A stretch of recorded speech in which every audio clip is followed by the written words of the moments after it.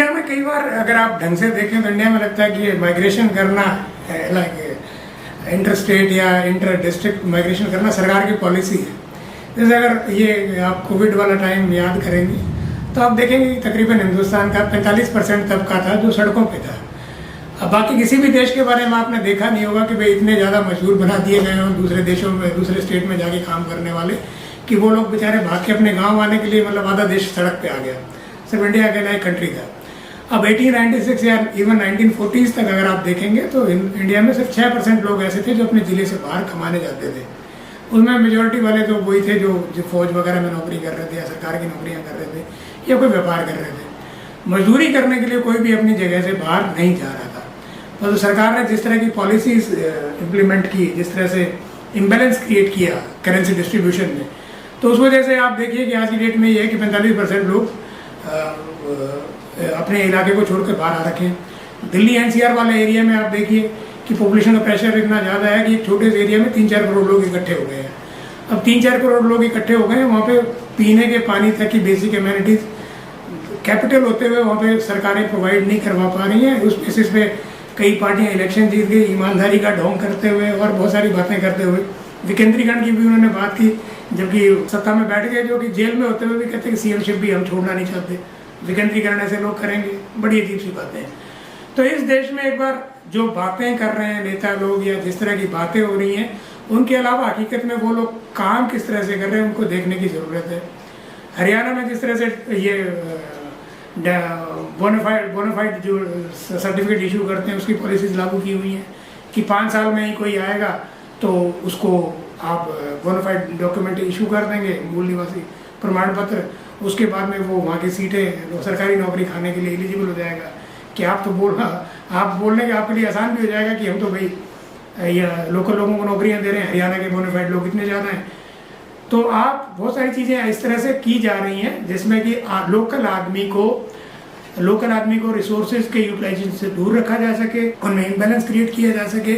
और ये चीज़ें समाज में एक तरह से असंतोष पैदा कर रही हैं, एक दूसरे के लिए घृणा पैदा कर रही हैं, द्वेष पैदा कर रही हैं। तो सरकार को इस बारे में सोचने की ज़रूरत है।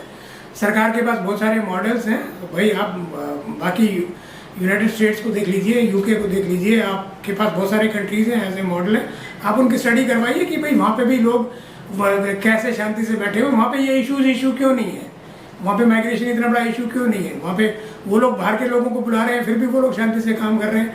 और हालांकि अभी पिछले कुछ दिनों में ये इश्यूज क्रिएट होने शुरू हुए मंदी के साथ में कि भाई बाहर के लोग आके हमारे रिसोर्सेज खा रहे हैं। यूके में राइट्स हुए, बाकी अमेरिका वगैरह में भी इस तरह की बातें चल रही हैं, भारत कंट्री में इस तरह की बातें चल रही हैं कि भाई बाहर के लोगों को ना बुलाया जाए। तो इंडिया में सरकार इंडिया के लोगों को ही माइग्रेंट क्यों बना रही है?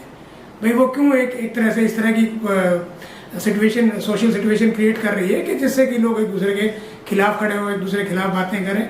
तो सरकार को इस मामले में पॉलिसीज़ के बारे में सोचने की ज़रूरत है कि कैसे इस माइग्रेशन को रोका जा सके, कैसे डिस्ट्रीब्यूशन ऑफ वेल्थ को प्रॉपर किया जा सके ताकि सब इलाके बराबर तरक्की करें।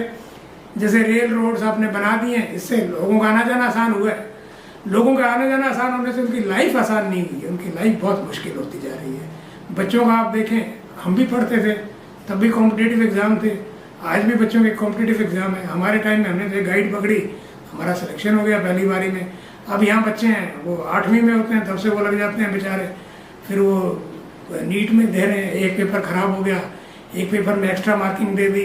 भाई आपके पास जब एक ऐसे मॉडल्स अवेलेबल थे जिनमें कि बहुत ज़्यादा टिंकरिंग की ज़रूरत नहीं थी, आपने क्यों उसको सेंट्रलाइज कर दिया? समझ से बाहर है। भाई आपने कॉलेज के हर जगह पे आपने 5 IIT बना दिए, क्यों बना दिए? भाई आपने सब कॉलेजेस को बराबर क्यों नहीं बनाया? आपने फैकल्टी सब कॉलेजेस में बराबर क्यों नहीं दी? आपने उनको स्पॉन्सरशिप बराबर क्यों नहीं दी? आपने वहाँ पे जो लोग आते थे इसके लिए कैंपस इंटरव्यूज़ के लिए बराबर क्यों नहीं भेजे?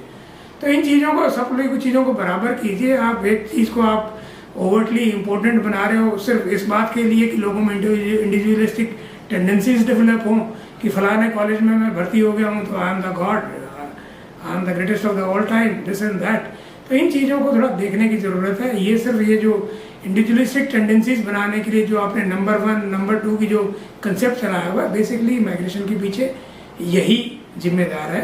तो सरकार को चाहिए कि भाई तकरीबन सभी कॉलेजेस की, सभी यूनिवर्सिटीज़ की एक जैसी रैंकिंग हो, एक जैसी पोजीशन हो, इस बात पे एफर्ट किए जाने चाहिए। एक जैसे एजुकेशन सिस्टम को डिलीवर करें ताकि लोगों में ये भागदौड़ खत्म हो कि भाई हमें सिर्फ उसी कॉलेज में एडमिशन लेना है या उसी जगह जाके पैसे कमाने हैं। बॉम्बे में पैसा ज़्यादा है, हमें बॉम्बे जाके कमाना है, दिल्ली में पैसा ज़्यादा है, हमें दिल्ली जाके पैसा कमाना है, या जयपुर में पैसा ज़्यादा है, जयपुर जाके पैसा कमाना है।